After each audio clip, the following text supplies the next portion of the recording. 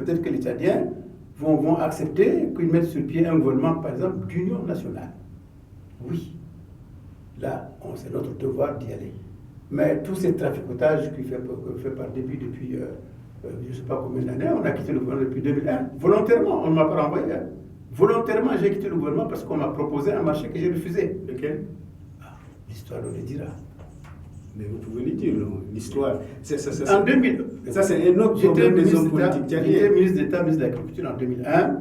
Les quelques gens du MPS 3, je crois, je les revois encore dans mon petit jardin chez moi à la maison, en avril 2001, si je ne m'en abuse, sont venus me voir, j'étais accompagné aussi de deux camarades, pour nous proposer le marché suivant. La présidentielle arrive, tu ne vas pas te présenter, tu vas soutenir Déby dès le début, et on partagera le pouvoir. On partage de quelle façon? Actuellement, tu as 5 ministères, tu pourras en avoir même 10 si tu veux. Actuellement, tu as, je ne me rappelle plus, 15 députés, je crois, ou 10, je ne sais plus. Tu pourras en avoir 30 ou 40 si tu veux. Je lui ai dit que ça, ce n'est pas de la démocratie. Je ne peux pas tuer mon parti parce que je veux avoir des avantages comme cela. Non, je me battrai jusqu'au jour où Dieu en décidera et que moi aussi, je viendrai au pouvoir. Et vous serez en face de moi pour avoir le même marché peut-être. Ils m'ont dit donc tu refuses. Je dis oui, nous refusons. Moi je pense que c'est vu 2 ou 3 fois. La conclusion c'était donc, à la guerre comme à la guerre, tant pis pour vous. Je lui ai répondu, à la guerre comme à la guerre, on se retrouvera sur le terrain. Voilà pourquoi depuis 2001, nous ne sommes plus au gouvernement. Au niveau du parti, on a décidé qu'on ne retournerait plus dans un gouvernement piloté à 100% par Déby, sauf exception dans un gouvernement d'union nationale. En cas de crise. Mais, par exemple. M. Kebzabo, vous dites on n'insulte pas l'avenir. Il y a les élections présidentielles qui profilent à l'horizon. Je ne suis pas sûr d'être candidat, je vous arrête dès maintenant. Parce que je vous vois venir, je ne suis pas sûr d'être candidat. Non, entre dire je ne suis pas sûr et je ne suis pas candidat, il y a 2 choses différentes. Oui. Est-ce que, je repose ma question, oui. Pour l'intérêt public, oui. Est-ce que M. Salih Kebzabo serait candidat à la présidentielle? Et s'il n'est pas candidat à la présidentielle, je vous dis, est-ce qu'il va préparer quelqu'un d'autre de l'INDR pour être président? Je vous dis qu'il est encore trop tôt pour décider de cela parce que, comme je vous l'ai dit, il y a un arsenal juridique qui fait que la prochaine élection présidentielle va être une grande fraude institutionnelle. Personne ne peut accepter. À la date d'aujourd'hui, je pense que vous ne pourrez vous poser plus la question. À la date d'aujourd'hui, au temps où nous parlons, si le même arsenal qui nous gouverne actuellement, si le même arsenal est en place, je n'irai pas aux élections. Je peux vous assurer aussi qu'aucun vrai opposant n'ira aux élections. Et aucun vrai opposant ne peut aujourd'hui annoncer « je vais aux élections ». Donc c'est un front uni là, qui va boycotter, si j'ai bien compris. Non, je ne sais pas si c'est un boycott ou un refus d'aller, je ne sais pas encore un mot. Mais il n'y a pas de front. Mais je ne vous laisserai pas partir, M. Kebzabo, sans vous poser une question qui semblait floue pour le public. La question du maréchalat, de l'élévation du président Déby à la dignité de maréchal. On vous a vu à l'Assemblée nationale quitter l'hémicycle parce que vous avez dit vous n'êtes pas contre la question du fond, mais contre la question sur le processus, la manière dont on a amené la question. Et tout le monde a dit Kebzabo a raison. Quelque temps après, on vous a vu, vous, à la présidence, en compagnie du président de l'Assemblée nationale, signifier au président, et je pense que ça fait comme créer, comme on dit, un buzz sur les réseaux sociaux, que voilà, Kebzabo joue 2 faces. Aujourd'hui, est-ce que vous pouvez voir les Tchadiens les yeux dans les yeux et leur dire vous étiez contre du début à la fin, et d'ailleurs vous avez dit que vous avez été piégé. Qu'est-ce que vous avez à dire? Ces Tchadiens-là sont où? Ils sont ici ou sont là? Je vais les regarder dans les yeux. Regardez dans les yeux, dans la caméra. Je voudrais dire une fois encore, je vais partir définitivement, puisque la question reviendra tant que je serai en politique. Je voudrais rappeler les faits, vraiment rapidement. Ce qui s'est passé à l'Assemblée nationale était une sorte de hold-up, tout simplement. Parce que le règlement intérieur de l'Assemblée nationale, il est simple, précis, clair. Lorsque vous voulez introduire une proposition de loi ou une proposition de résolution ou un projet de l'un ou de l'autre, il y a un passage qui est tracé. Vous déposez au bureau de l'Assemblée nationale, qui transmet au secrétaire général, lequel le transmet aux commissions. Les commissions se réunissent, font un rapport qu'ils déposent dans le casier des députés 3 jours avant la date du débat. La conférence des présidents se réunit pour fixer la date. Dans le cadre de ce qui s'est passé, pour ce que vous appelez le maréchalat, ça ne s'est pas passé comme ça. Ces séances tenantes qu'ils ont amené une résolution. Je me suis battu contre eux pendant plus de 30 minutes. Vous avez bien suivi.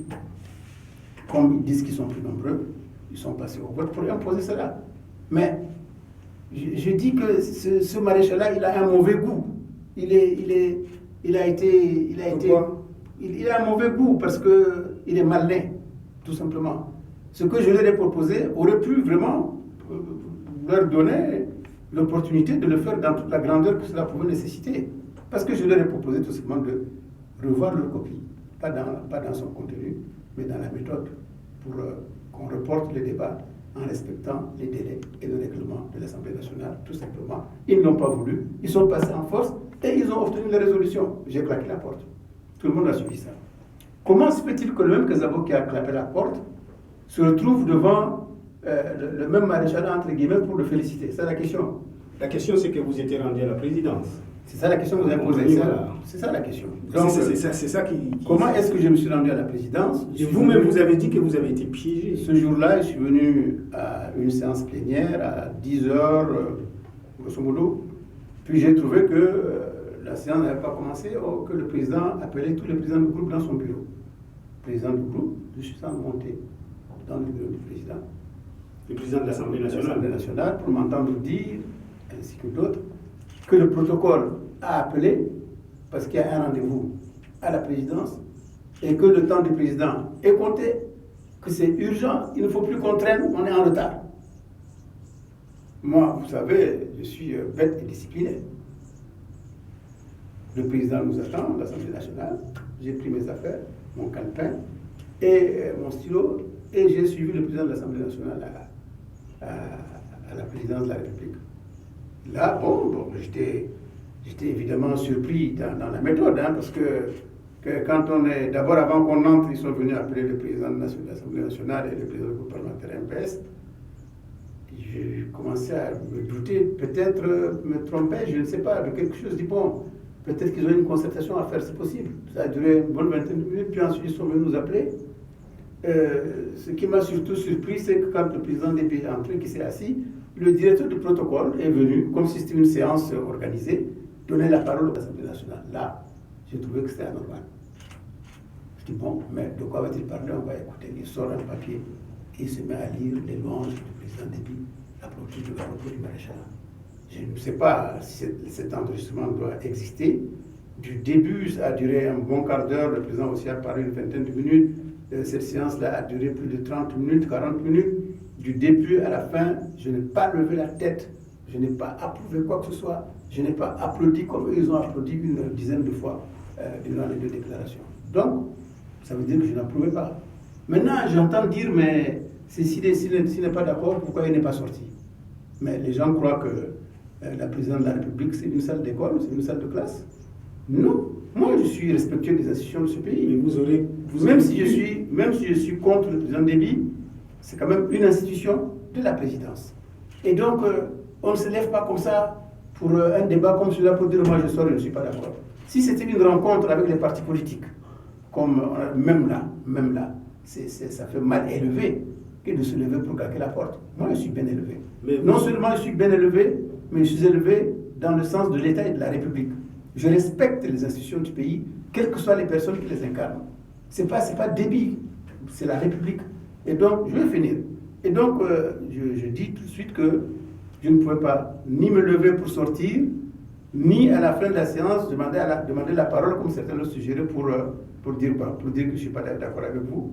Je n'en ai pas besoin. Ça m'apporterait quoi? Et puis, de toutes les façons, ils ont conçu leur affaire de telle sorte qu'il n'y ait pas de prise de parole. Dès que le président a parlé, je vous remercie, on se lève. Voilà. Et les esprits qui ont bien suivi les choses, quand même, pour faire des remarques, ont bien vu que sur l'une des photos à l'extérieur, Mais justement, c'est ça ma je n'étais question. pas en train d'applaudir. Mais vous étiez quand même, on ne vous a pas forcé pour faire la photo. Je ne peux pas. Pourquoi ne serais-je pas sur une photo?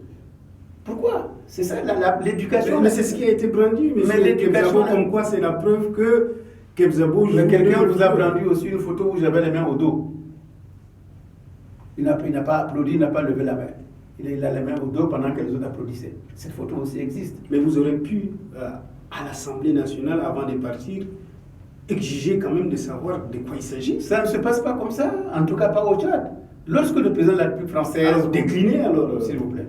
Lorsque le président de la République française ou d'autres présidents que nous voulons imiter veulent rencontrer des hommes politiques, le calendrier est connu à l'avance. Non seulement le calendrier est connu, mais le contenu, les thèmes aussi sont connus à l'avance. Quand le président Macron, pour parler de lui, puisque nous imitons beaucoup la France, quand le président Macron veut rencontrer la classe politique, on sait quand et pourquoi. Le calendrier est là. C'est pas le cas au Tchad? C'est pas le cas au Tchad. On vous dit séance tenante. Voilà le mot. Ordre du jour, séance tenante. Je n'ai pas de raison de refuser. Vraiment, on cherche l'époux dans ma tête. Heureusement que je l'entretais bien et qu'il n'y en a pas. Mais je ne comprends pas pourquoi cet acharnement sur une question qui pour moi est sortie depuis longtemps. C'est juste parce que pour éclairer les gens, parce que je crois que j'ai assez éclairé les gens pour ajouter la chose suivante. Quand ils ont refusé de reporter le débat à l'Assemblée nationale, ils connaissaient bien ma position sur le fond. Ça, c'est la deuxième question que vous avez posée à laquelle je vais répondre. Non seulement dans la forme, j'étais contre, mais dans le fond aussi, je suis contre parce que le maréchalat, je suis contre. Mais c'est pas ce qui semble. Je reste toujours. M. Kebzabo. Où encore? Parce que dans mes déclarations, sur le fond, il semblait, dans vos déclarations, il semble que vous êtes à peu près d'accord sur le fond, que c'est. On pourra voir juste la démarche. Non, mais que le président Déby élevé maréchal, pourquoi pas? Non, c'est pas vrai. J'ai jamais dit ça. Je n'ai jamais dit ça. Ça, je réservais sur une cartouche pour la suite. Je ne pouvais pas dévoiler mes cartouches. Je ne l'ai jamais dit. J'ai dit simplement que dans la méthode, respecter la loi. La procédure. La procédure, vous la respectez. Et puis bon, on revient dans 3 jours, on fait ce respect-là. Et puis on ira au vote de façon conséquente. C'est ce débat-là que je voulais. Ce débat de fond, c'est celui-là que je voulais. Qu'est-ce que vous en pensez, vous? Mais vous en pensez, tout simplement, ce que j'en pense simplement aujourd'hui, c'est que vous n'avez jamais entendu dire maréchal. Jamais. Donc vous êtes contre le maréchal? Je suis contre le maréchal parce que le Tchad n'a pas besoin de maréchal. Ça va contribuer à accentuer le pouvoir personnel et le pouvoir patrimonial qui déjà a mis le Tchad dans un trou. Voilà, aujourd'hui on en est. Il va choisir, vous ne savez pas que vous serez peut-être vice-président de la République. Hein? Il va prendre n'importe qui, n'importe comment, il va le mettre vice-président de la République. Mais pourquoi je ne ferai pas bon vice-président? Non, je dis que vous ne savez pas. C'est pour vous dire qu'il fait ce qu'il veut, tout simplement. J'ai dit un haut fonctionnaire, ou ça peut être un fonctionnaire tout simplement, ou pas du tout. Deuxièmement, si on a le temps d'en parler. Oui, j'ai juste faire vite. Voilà, ce que je voudrais ajouter par rapport au maréchalat, c'est que ça aussi, on imite les autres pays, on le fait toujours mal. Le Tchad, la France a eu plus de 200 maréchaux. Être maréchal, ce n'est pas un grade, mais c'est après des hauts faits de guerre. C'est vraiment des officiers supérieurs qui sont bien comportés dans la guerre. Mais le président Déby, un officier supérieur ne participe pas à la guerre. Mais le président Déby, s'il vous plaît, j'en arrive. Un général ne dirige pas les troupes sur le terrain pour aller mourir, comme beaucoup de généraux sont morts au Tchad. Un général, c'est un cerveau. Il est à l'état-major, celui qui conçoit la guerre. Donc tous ces généraux ou colonels qui ont conçu la guerre, qui ont gagné la guerre, ont été primés en France. On leur donne ce titre de maréchal qui est le plus haut sommet, le plus haut titre dans le sommet de la hiérarchie militaire. Mais ce n'est pas un grade. Donc c'est juste une récompense qu'on leur donne. J'ai dit que c'est quand on a gagné la guerre. Je suis désolé de dire aujourd'hui devant vous et vos auditeurs, vos téléspectateurs, ce que j'ai dit depuis quelque temps, mais qu'on ne retient pas beaucoup, puisque ce que j'ai dit là, on prend seulement ce qui intéresse les uns et les autres, et le reste là, on enfouit ça. Mais vous avez l'occasion de le dire aujourd'hui. Je l'ai dit aujourd'hui que le président Déby n'a gagné aucune guerre. Aucune. Sur le plan sémantique, entendons-nous très bien. Oui. Il y a une différence très grande entre une bataille et une guerre. Le président Déby a gagné beaucoup de batailles, dont la plupart des batailles qu'il a gagnées, ce sont des batailles contre c'est les rebelles qui s'opposent à lui. Ce n'est pas des guerres. Une guerre, on l'amène contre un autre pays. Boko Haram n'est pas un pays. Il a été, comme il le dit, maté Boko Haram. Je n'en suis pas très sûr, mais ça c'est un autre problème. Aujourd'hui, qu'est-ce qu'on voit? La guerre contre la Libye. Mais c'est pas lui. Même si c'est Hassan. Même si. Ah non, c'est pas lui. Mais il n'était même pas au front, il n'était pas là. Déby n'était pas là. Wadi Doum, Matem Sarr, qu'on cite là comme les hauts faits de guerre du Tchad, c'est pas lui. Et je suis désolé, comme vous le dites, c'est Hassan Diamous. Donc, à titre posthume, donnons le titre maréchal à Hassan Diamous. Là, il le mérite. Il a gagné des guerres, plusieurs guerres contre un ennemi extérieur. Oui, c'est ça la guerre. Le président Déby n'a pas gagné de guerre. Cela ne veut pas pour autant dire que ce n'est pas un homme qui est brave ou qui... Vous savez, on ne naît pas brave, hein, on devient brave, c'est les circonstances, c'est l'environnement, c'est tout ça qui rend quelqu'un brave ou pas. Il n'y a pas de peuple brave, il n'y a pas d'homme brave a priori à la naissance. Tous les Tchadiens sont braves, ils ne dépassent pas tous les Tchadiens. Placés dans les mêmes conditions, des milliers de Tchadiens feraient autant, sinon mieux. Et donc, la personne n'est pas en cause. Mais je dis tout simplement que c'est les principes qu'il faut encore. Donc pas de maréchalat pour le président Déby. Non, plutôt. Moi, je ne l'appelle pas maréchal. L'élévation à titre posthume de Hassan Diamous. Oui, absolument. C'est ça la position des. Absolument. Et peut-être qu'un jour, lorsque l'histoire va dévoiler toutes ces facettes, on verra aussi quel rôle Hissène Habré a joué dans tout ça. Très bien. Ça, c'est notre histoire. Dernière question, M. Kebzabo. Vous voulez l'alternance au pays? À quand l'alternance au sein de l'UNDR? Le grand parti dont vous dites qui est le premier parti du Tchad. Mais quel rapport entre les deux? Il n'y a absolument aucun rapport entre les deux. Parce que ça fait longtemps que vous êtes président de l'UNDR. Absolument. Et peut-être qu'il faut penser à la relève. Oui, et comme vous dites que vous êtes le premier parti du Tchad, il serait peut-être plus démocratique aussi que M. Kebzabo passe la main à quelqu'un d'autre. Je vais vous répondre. Je ne vais pas passer par d'autres passerelles pour vous dire ce que j'en pense, mais je voudrais dire au préalable, comme je commence à le dire, pourquoi vous ne posez pas cette question à Déby? Le jour où j'aurai l'occasion de le faire, je lui poserai. Je crois que vous n'aurez jamais cette occasion-là. Mais je vous souhaite jamais. Souhaitez-le moi. Je souhaite quand même que vous l'ayez. Mais je pense qu'il faut... Quand on est dans l'opposition, vraiment, on reçoit tout. Les colibés, les bâtons, les balles, tout. Non, il faut être quand même de temps en temps objectif. Voilà quelqu'un qui est président de la République, qui dirige un pays depuis 30 ans. Il a mené le Tchad à la catastrophe. Le Tchad est aujourd'hui un tas de ruines. On lui pose très peu de questions, on lui demande peu de comptes. Voilà quelqu'un qui dirige son parti politique de façon quotidienne. C'est lui qui dirige le MPS. Il est président. Monsieur Kebzabo, mais je ne vois pas le lien. Attends, moi, je vous pose la question sur je vais vous répondre. Politique. Le jour où j'aurai l'occasion de poser. Je suis en train de dire, je lui poserai la question. Il faut que je dise ce que je pense qui se passe en face. Le président Déby, qu'on appelle président fondateur, même s'il n'a pas fondé par ailleurs, mais ça c'est encore une autre histoire. Président fondateur du MPS, ce qui est tout à fait anormal. On ne peut pas être président de la République et diriger en même temps un parti politique. Ça ne se fait pas. À tout point de vue, ça ne se fait pas. Et pourtant, il cumule ça. Il manipule les secrétaires généraux comme il l'entend. Et c'est d'ailleurs le lieu pour moi de vous dire ici que lorsque on parle du chef de la majorité en désignant le secrétaire général du MPS, ça c'est un non-sens. Parce qu'il n'est chef de rien du tout. Le chef de la majorité, c'est le président Déby lui-même. Mais on veut faire un pendant au chef de l'opposition par commodité. On dit que le secrétaire général du MPS est chef de la majorité. Il n'est pas chef de la majorité. Maintenant, pour revenir à ma personne, à ma modeste personne, je n'ai pas créé l'UNDR. Donc, je ne suis pas un président fondateur. Et vous le savez très bien qu'il y avait un président avant moi. On n'a pas eu de conflit à l'UNDR. C'est lui-même, pour vraiment des questions de disponibilité, un jour a appelé les camarades pour leur dire qu'il ne peut plus continuer à supporter la charge de la direction du parti. Ça, c'est M. Ramadan. Feu Ramadan. Que Dieu ait son âme.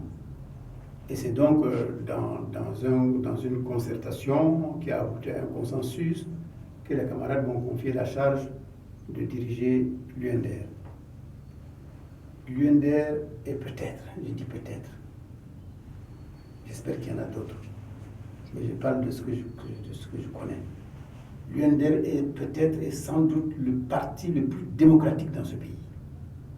Parce que le bureau exécutif se réunit chaque semaine, les vendredis, qu'il pleuve, qu'il vente, qu'il y ait des tempêtes de neige ou de sable, nous nous réunissons toujours.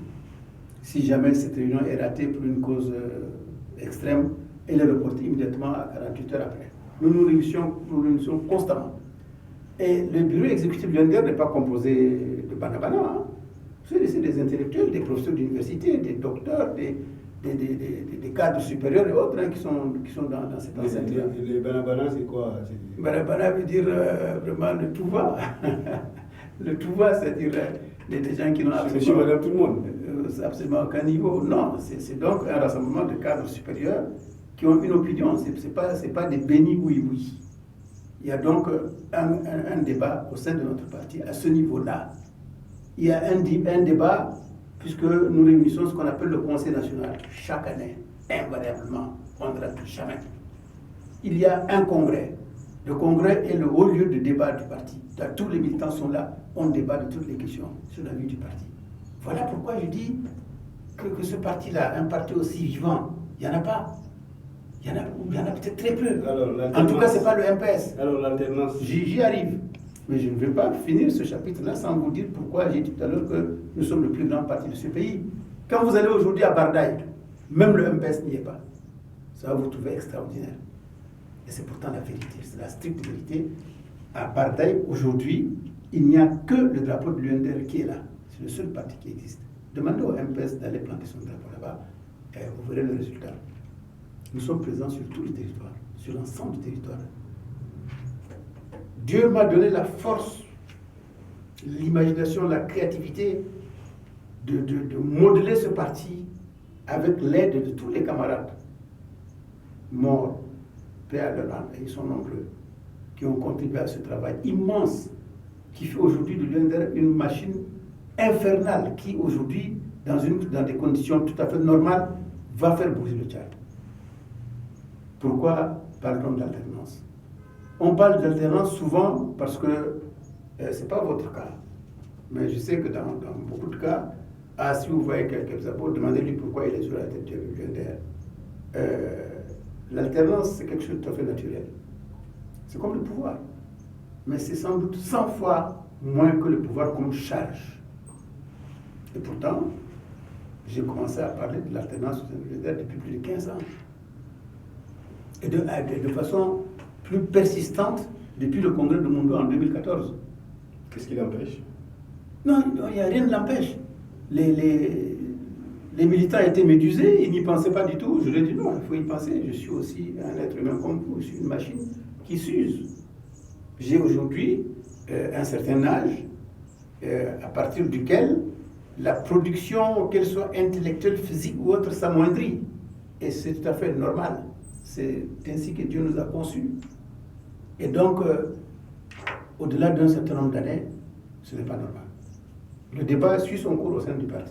Donc il y a un débat. Le débat, non, le débat, ce n'est pas une question taboue, contrairement à ce que vous pouvez imaginer. La question, elle est posée, je l'ai posée avec insistance.